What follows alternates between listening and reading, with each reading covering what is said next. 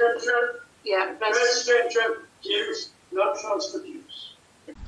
So when I first met Roger Simons, he was standing here at my front door, and he just knocked a knocker. I didn't know. Well, I'd seen him about, but I didn't actually know who he was. And he so he introduced himself, and he knew who I was. David Richards, he said. I said yes. And I heard you got something to say, he said. And or something to that effect. And it developed from there, and we became good friends. After about, what was it, 2 years? I knew Roger for 2 years. And Roger, he was a mine of information. You ask, if you wanted to know anything about Glynneath, Roger would know it. He went round, he had Roger's rounds. He went round most days calling on people he knew, influential people in the community, and he just absorbed information. So the Hale of Glyn landfill site, which is right behind me there, the tip, Roger knew all about that. And one of the things that disappointed me was because we swapped information all the time, is that I gave him information and he'd never bring it up in Glynneath Town Council meetings. And I asked him why, and he said, they never let me speak. And so I put it down to I think he was a bit of a technophobe anyway, but to cut the long story short, he was a good bloke. He was a good bloke, Roger. And he's gone missing now, and he's been missing for 3.5 years, and you have to ask the question, where is he? Anyway, so this is just an introduction to 3 videos of people who knew Roger, knew him a lot better than I did, and known him a lot longer than I have. And so I hope you will get a feel for the type of guy that Roger Simons was from these videos, and I hope that one day Roger turns up alive and well, and he's been selling himself in the Costa del Sol or somewhere. Residential. Yeah, residential use, not transfer use.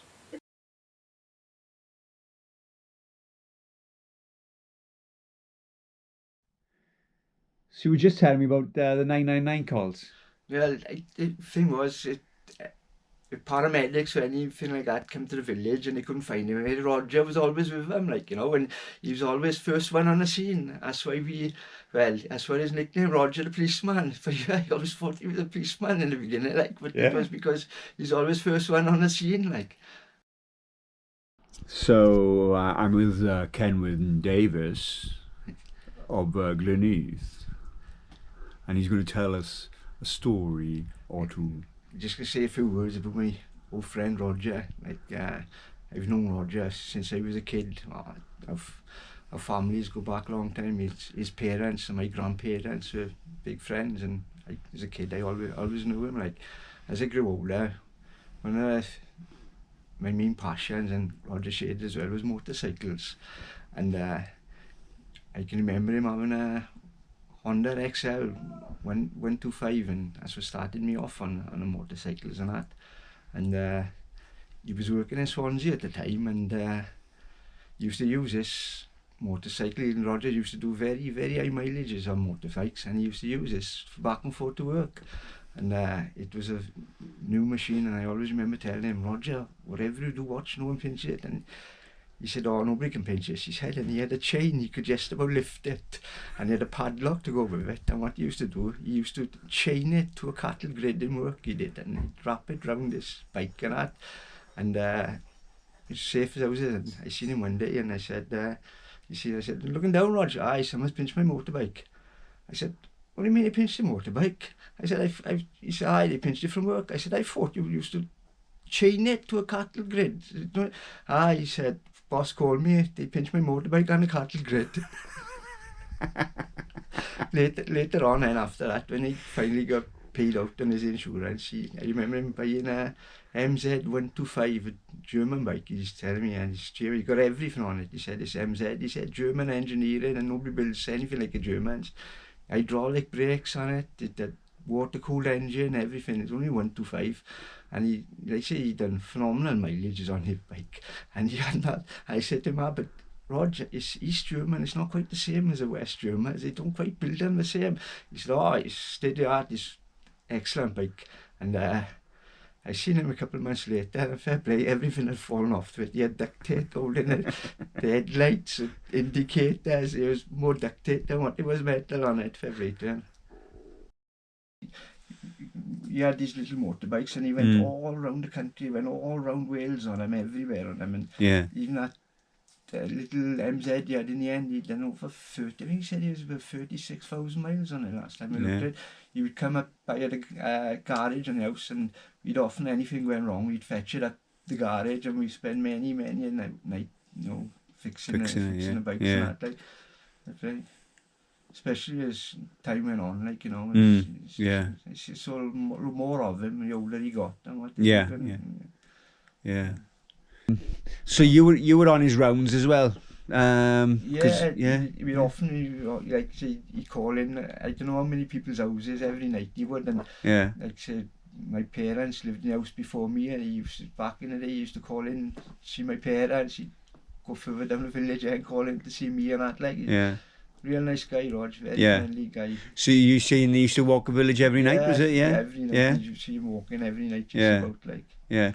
So any other thoughts about it, about him, or? Like say, pity we didn't find him, like, he's everybody's friend, Roger. He used to talk to everybody, like, like said, known him since I was a kid, like, And, was he was older than you, obviously? He was a lot older than me, like, like I said, my grandparents and his parents were very friendly, and when I used to go on holidays back in them days, nobody had cars, like, my dad would hire a van, and we'd go down to Newquay, and the family had a big farm down in Aberdeen, my grandmother's side, like, and I often used to see Roger down there in the holiday time, like, and he'd give us a lift back to Newquay, and like I said, he was always about, like. Yeah.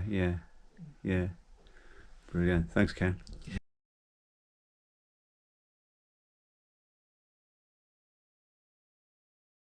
Well, the thing was, the paramedics or anything like that come to the village and they couldn't find him. Roger was always with them, like, and he was always first one on the scene. That's why that's why his nickname, Roger the policeman. But I always thought he was a policeman in the beginning, like.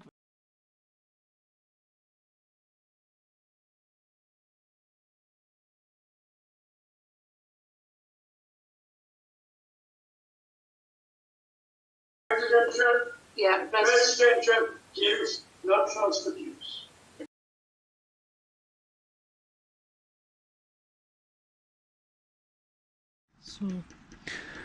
So I'm with Jennifer Herbert. Hello, Mr. Richards. How are you, Mrs. Herbert? I'm very good. Where did you pop in from now then? Well, I just happened to be passing. Okay. And memories of Roger? I know. What can I say about Roger? Only that from my experience, he was a very gentle man. He was very, very composed until he had something to say. And then you'd hear it. And he had lots to say then.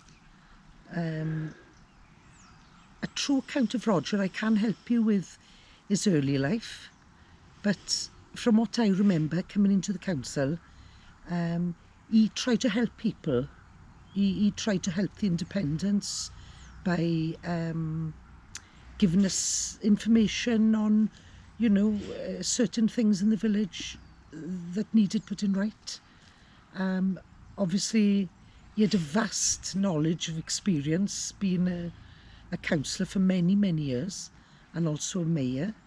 So he was a great person to go to as well, to have a chat with.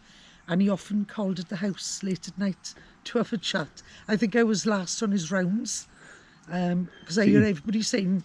he'd do anti-clockwise, he'd do the village anti-clockwise. He'd do the village anti-clockwise, and I was last on his round. Yeah. Because it would be gone 9 o'clock before he called on me. Yeah. And I knew he'd been up to Glynneath, up the mountain. So, you know, he was a good walker as well. And he knew the village, you know, he knew every part of Glynneath. If you needed to know anything about Glynneath, you'd go to Roger. He was good like that. But a very gentle, humble man, Yeah. you know, and that's what I remember of Roger. Yeah. That's lovely. Thank you. You're welcome. You're welcome. God bless you, Roger. Residential, Yeah, residential use, not transfer use. Right. well, I've known Roger from he was a little boy in school. Right, okay. So which school was that? Glynneath School Yeah, okay. on the main road. Yeah. The boys' school, and then it was secondary modern. No, is it Well, Lisa Ysgol is now. Lisa Ah, that's right. Yeah. Okay. Yeah. Yeah. And he was always, well, I don't know, he was a lot younger than me, Yeah. so of course he wasn't up the mountain with us playing, Yeah. but he was a nice little boy. Yeah. Well, as he grew up, we lost track of him, and then got to know him again when he came on the council. Yeah. Okay. And he tried to do a lot for Glynneath when he was on the council. He was the mayor. Yeah. And it was Roger was, if he knew something, he would keep it secret. He'd drop tidbits for you. You'd have little bits of information. Yeah. And then you'd get all the information in time, Yeah. but at Roger's speed. Yeah. And it was, he used to spend hours down in the council in Neath, in the council offices in Neath, roaming around the different offices.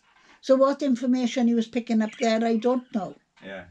He never missed a meeting, council meeting in Glynneath. Half the time he was the only one there. Yeah. And he was, well, I know he was a bloody nuisance, but he was a nice fella. Yeah.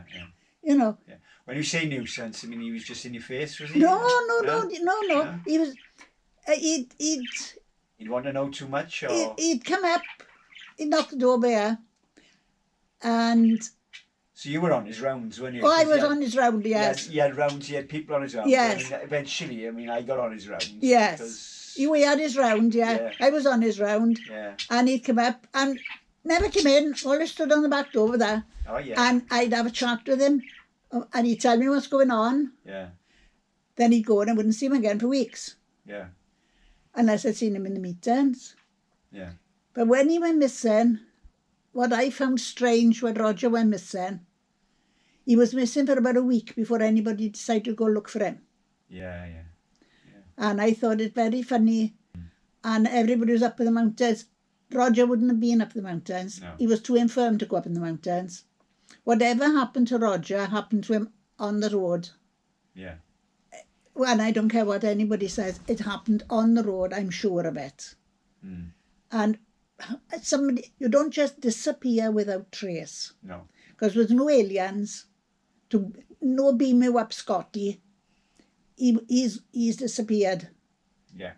And he always wore that yellow high-vis jacket. He did, yeah.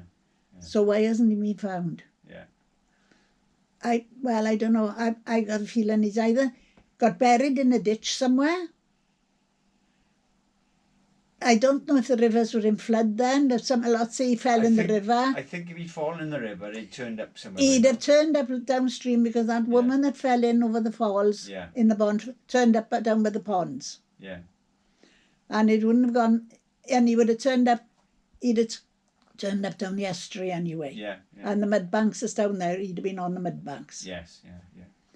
And no way did he fall in the river. No. He was too infirm to wander the mountains like he used to. Yeah. If 30 years ago, yes, he could have popped up anywhere.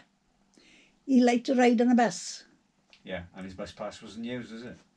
From what they say, his bus pass wasn't used. Yeah. But he'd be on the bus. You didn't know where he was going to pop up on the bus. Yeah.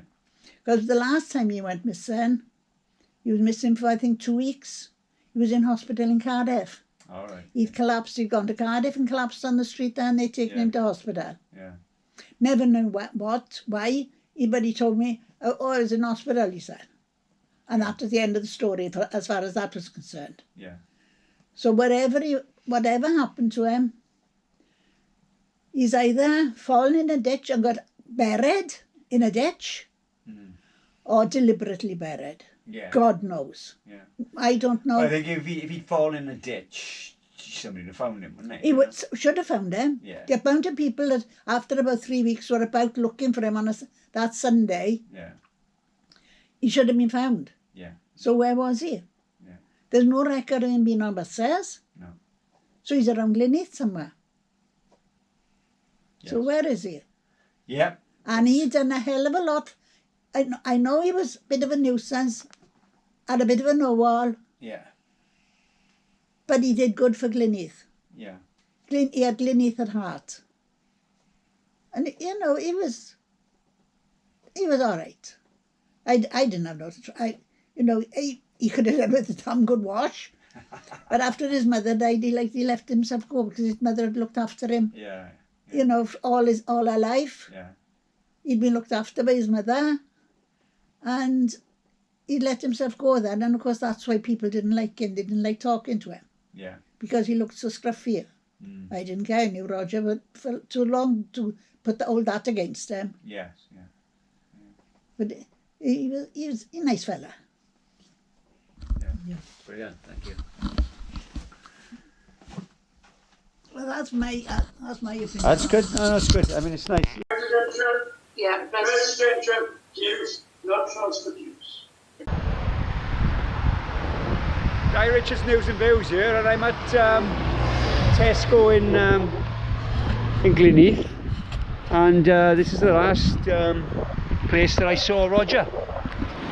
So he was walking this down towards town, and I was coming past on the bike. So I spent probably 4 or 5 minutes chatting with him.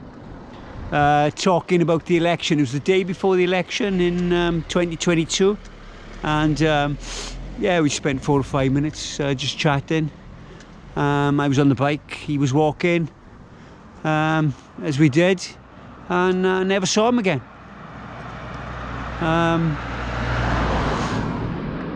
As to what happened to him, I know what we did say, what we were talking about is we were talking about them fixing the election, because you know, I've been sort of at loggerheads with the council since 2020, and what I know is that Roger would have gone to look at the count, and my feeling is that he saw something he shouldn't have, and you know, Roger, he wouldn't have shut up about it.